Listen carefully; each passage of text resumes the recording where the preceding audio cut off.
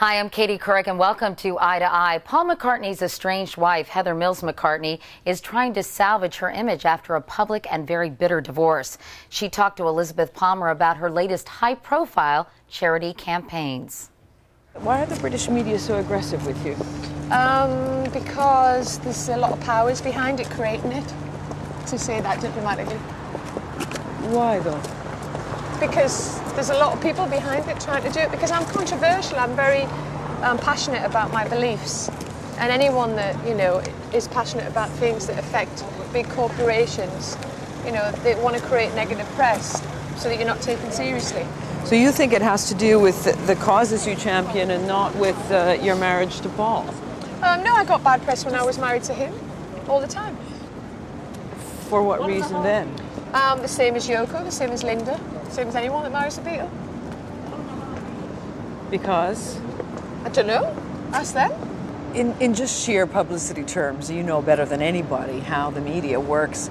The potential for ridicule of you taking up the cause of pigs is huge. I'm so used to ridicule, do you know what I mean? But what people ridiculed me about the dog and cat fur campaign. They ridicule me about everything I do, but it changes laws, it changes. So that's what you have to stay focused on. If you spend your life worrying about ridicule, then people, I'm sure your neighbours ridicule you when you walk down the street in an outfit. It's like, put it in perspective.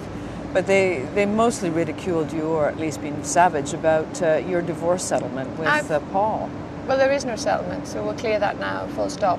And I was ridiculed the whole time I was married to Paul, as was Linda, till the day she died, sadly, as is Yoko, as is anyone that marries a Beatle. That just goes with the territory. So what you have to focus on is when you put on a platform where you have the opportunity to speak out on behalf of the animals and on behalf of causes that are very important, then you have to do that. And I tried keeping quiet and saying nothing for nearly 10 months, apart from one interview on veganism. And it didn't work. I was in the papers every day, even though I didn't do anything except walk down the street and keep my head down. So now I've just thought, okay, I better get back on my soapbox and start putting the issues out there and creating the changes. And just do what's important. I don't want to spend my life being Mrs. Switzerland and worrying about what people think.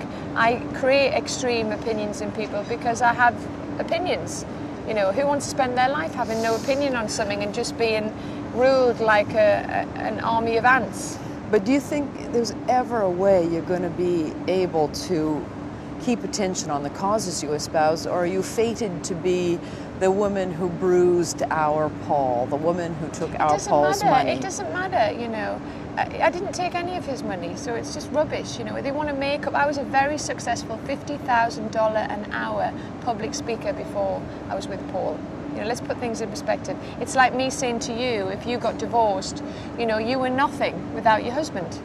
That's like putting women down in general. Yeah, but you said it yourself. You were married to a Beatle. It's almost unbeatable now. You did it, and that's your fate for the rest of your life. That's like saying, you've got cancer, so let's just give up and die.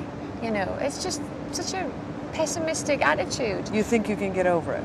I am over it. It's not about thinking of getting over it. You think the media will get over it? It doesn't matter about the media. What matters is you're here now, you want to talk to me, I can get the issues across. The real people at home don't believe the incontinent rubbish that comes out of the tabloids' mouths. You get a small percentage of Beatle crazies, and then they say, oh, she's had death threats, she's had this. It's a tiny percentage. When I walk down the street, I don't get people shouting abuse. I get people coming up and going, oh, good for you, it's terrible what they're doing, it's this, it's that. That's all I get.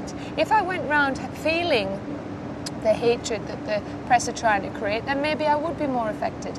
But I don't get that, because people are not stupid.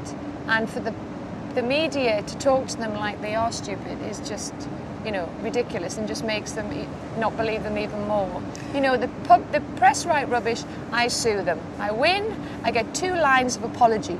So what I'm going to do next is create a law in Europe, basically, that when they do a full page of lies, they have to do a full page of apologies. And that's how it should be. And there should be big campaign. Well, my big campaigns work.